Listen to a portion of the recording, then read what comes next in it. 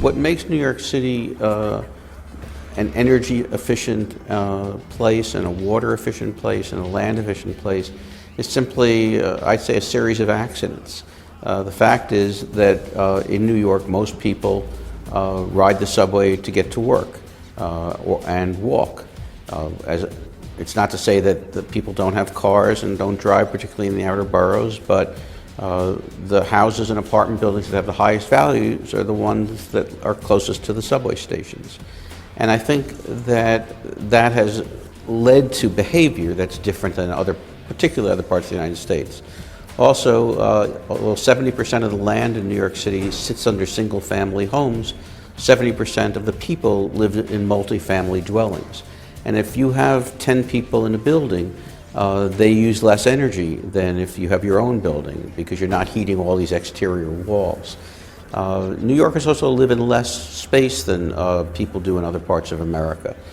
Part of it is they have more things to go outside to do, so they don't have to spend all of their free time in their own living room. They go out and into the city's living room.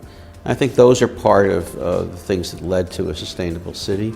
Also, we very early on polluted our own water and realized we had to get our water from other places. So we've had a water system where we import our water from upstate for about a century now. And I think that has created possibilities for density in New York that you don't have in other places. One of the things about a city like New York is that we're all living very close together. It means that what was a very diverse ecosystem, and New York City had a wonderful ecosystem before all of us got here, has been destroyed for the most part.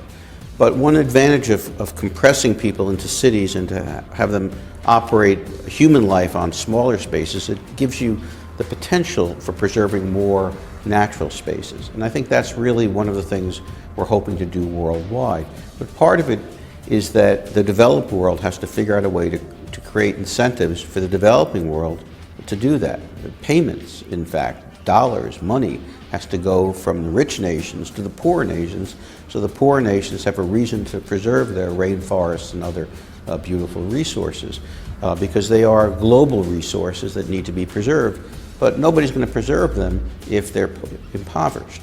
So one of the things that we have to really understand is that there's not going to be sustainability on the planet unless extreme poverty is eliminated.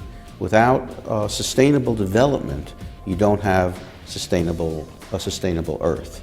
And so the issue of poverty and the issue of ecosystems need to be connected, both in people's minds and in reality.